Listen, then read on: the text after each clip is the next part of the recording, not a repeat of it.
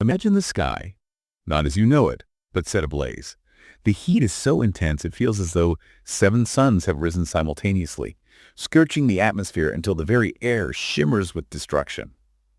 The rivers that once carved the land are gone, evaporated into nothingness. The soil beneath your feet has turned to ash. Then the silence is broken by a terrifying roar, the sound of the Sabrataka clouds gathering, heavy and ominous. And when the rain begins, it doesn't fall in drops. It falls in torrents the size of a human hand, relentless and violent, until the ocean levels rise, swallowing the highest peaks of the world in a single watery gulp. Welcome back to the deep dive. That was quite the entrance. It sets the stakes, doesn't it? We're back in the world of the Vishnu Purana. This is our 7th exploration into these ancient texts, and frankly, the imagery just keeps getting more cinematic. It really does. If you were with us last time, we talked about King Prithu, the man who flattened the earth, the architect of civilization, the embodiment of order. Indeed. Prithu was all about construction, organization, and the establishment of a system. He was the force that turned the wild earth into a productive kingdom. But today we are talking about what happens when the system crashes. The opposite. We are looking at the inevitable dissolution of that order. We're talking about the Matsya avatar, the fish incarnation. And before anyone thinks, oh, a story about a fish, that sounds like a bedtime tale, let me just stop you right there. This is not a children's story. Not at all. Far from it. This is a profound philosophical treatise on crisis management. It's a manual on how to navigate the sea of uncertainty. It's about the Great Reset. That's the term. The Great Reset. That is a phrase that carries a lot of weight. So let's unpack this. We have a king, a fish, and the end of the world. Where does this story actually begin? Because for such a cataclysmic ending, I believe it starts quite quietly. It does, very quietly. It begins with a man named Satyavrata. He's the ruler of the Dravida country, which is historically associated with the southern regions. And he is a man of immense discipline, a minimalist king, if you will. The setting is the banks of the Kritamala River. Satyavrata is performing tarpan, a ritual offering of water to the ancestors. For those not familiar with the ritual, could you paint the picture for us? Of course. He's standing in the river, waist deep perhaps. He scoops up water in his palms and offers it back to the river. It's a gesture of gratitude, acknowledging the lineage that came before him. A moment of connection. A moment of pure connection between the past and the present. A very peaceful, routine moment. Until it's not. Exactly. Until he notices something in his hands. Along with the water, he scooped up a tiny, shivering fish. And just as he is about to tilt his hands and release it back into the river, the fish speaks. It speaks. In a human voice, yes. It makes a desperate plea. Protect me. The big fish in this river will eat me. Right. Okay. So that is the classic call to adventure. But let's just look at the power dynamic here. You have a king, arguably the most powerful man in the region, being asked to protect something so incredibly fragile. Why does the divine, and we have to assume this is the divine, appear as something so helpless? Well, that's the first test, isn't it? It's an empathy test. It's not that the divine needs the king. It's that the king needs an opportunity to exercise his dharma, his duty. The fish is presenting itself as the ultimate vulnerability. It's asking a question. It's asking, can you care for the smallest thing in your kingdom? It's asking if his responsibility scales down, not just up. So what does he do? Precisely. Satyavrata accepts.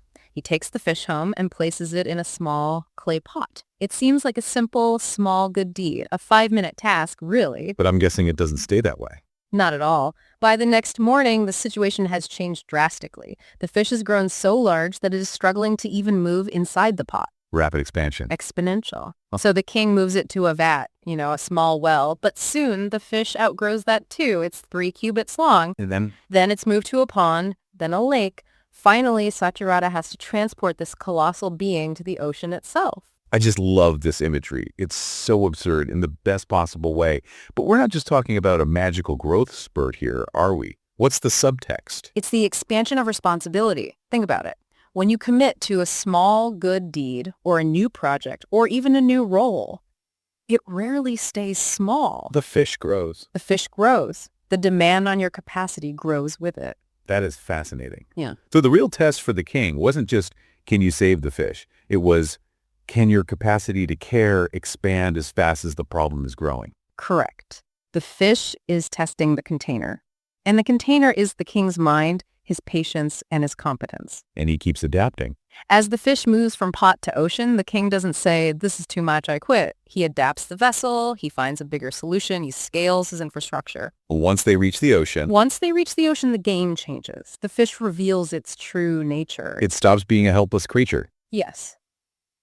The fish reveals itself as an avatar of Vishnu Matsya, and the message Vishnu delivers is terrifyingly simple.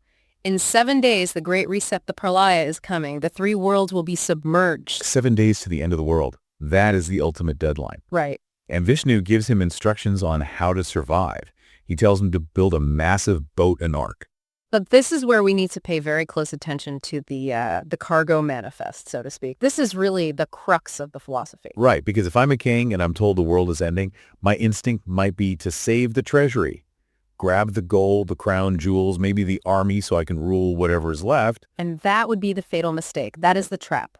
Satyavrata is explicitly instructed not to save material wealth. Okay, so what does he save? He is told to bring 3 specific things onto the boat. First, the Saptarishis, the 7 sages. Second, the bija, the seeds of all plants and herbs. And third, the medicines. Sages and seeds. That's the survival kit. It is. And this introduces a concept known as bija nyaya, or the law of the seed. Let's dig into that. Why those two specifically? Sages and seeds. Well, think of the sages as the software. They're the source code of civilization. They hold the Vedas, the wisdom, the rituals, all the ethical frameworks. They represent the intellectual capital of humanity. And the seeds are the hardware. The seeds are the hardware, the genetic potential to regrow the physical world. So the argument is that material wealth, cities, palaces, gold is just a byproduct of that knowledge. Exactly. If you save the gold but lose the wisdom, the source code, you have nothing. You can't rebuild a civilization with just gold. You'll just be a rich man starving on a barren rock. But if you have the wisdom and the raw materials, The seeds, you can rebuild the gold, the cities, and the palaces. It's prioritizing the generative force over the generated object. it's the ultimate lesson in crisis management. Mm. When everything is about to be destroyed, you have to identify what is essential versus what is merely decorative. The gold is decorative. The wisdom is essential. But there was another layer to this crisis, wasn't there? It wasn't just the water rising. I seem to recall there was an active threat to that wisdom. You're right, the subplot involving the demon Hayagriva. While the flood is approaching, this entity, Hayagriva, had stolen the Vedas from Brahma while the creator was sleeping. He stole the knowledge. Stole it and hid it in the depths of the primordial ocean. So the stakes were double. It wasn't just about the physical survival of the species via the seeds. It was about the recovery of the intellectual foundation. Correct. So Vishnu's role wasn't just to guide the boat. It was to slay Hayagriva and recover the stolen data. It just reinforces the theme. The physical world can be washed away, but the knowledge must be preserved at all costs. So the 7 days pass. The clouds we described in the intro, the Samvartaka clouds, they arrive. The oceans rise. The ark is floating on this chaotic, shoreless sea. It's total dissolution. The text describes the boat being tossed violently by the waves, a scene of absolute helplessness. And here we get another striking image. Go on. To stabilize the ark, they use Vasuki, the divine serpent, as a rope. They tie the ark to the horn of the great fish. So you have the vessel of civilization, tethered to the divine, riding out the storm. And they travel to the Maliva mountain, the only peak high enough to offer shelter, to wait out the destruction. It suggests that during a true pralaya, human effort alone, the boat isn't enough. If you need a tether. You need a tether to something absolute, something grounded, to survive the chaos. You know, hearing this, it feels incredibly relevant. We aren't facing a literal flood of water.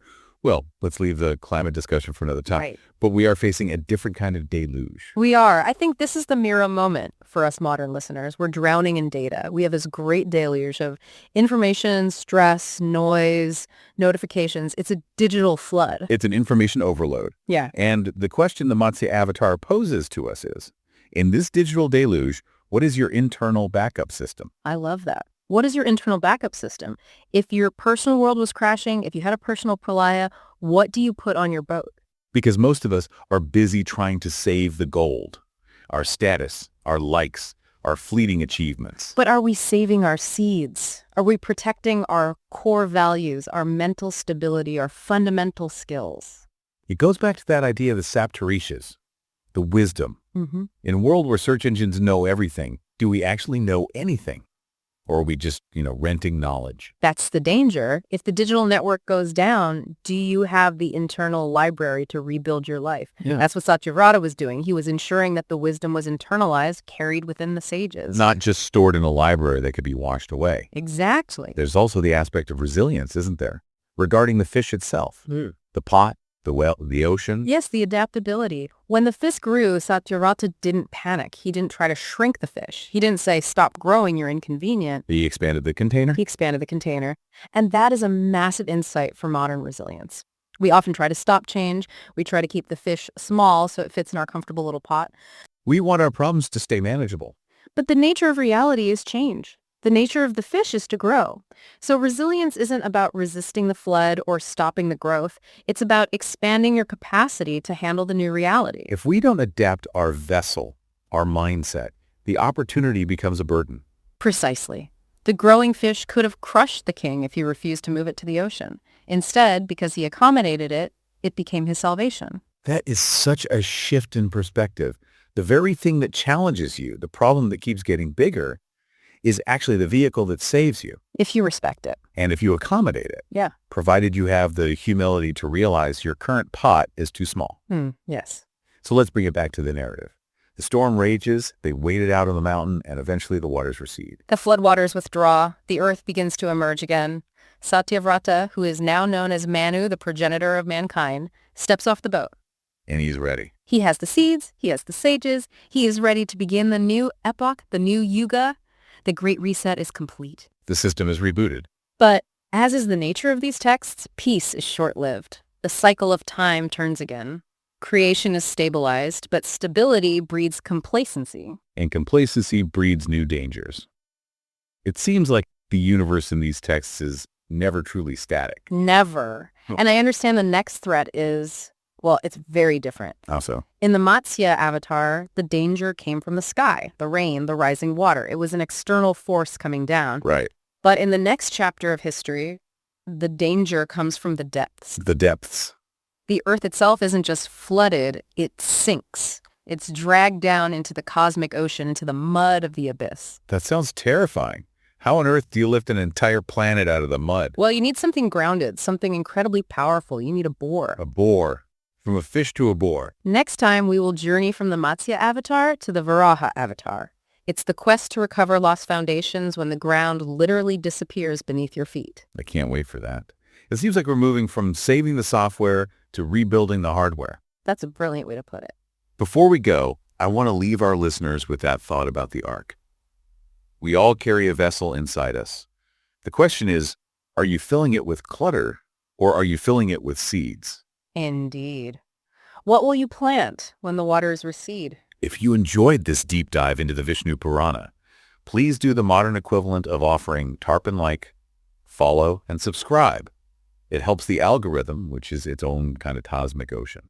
And do let us know in the comments, what are the seeds you are protecting? Until the next cycle. Until then.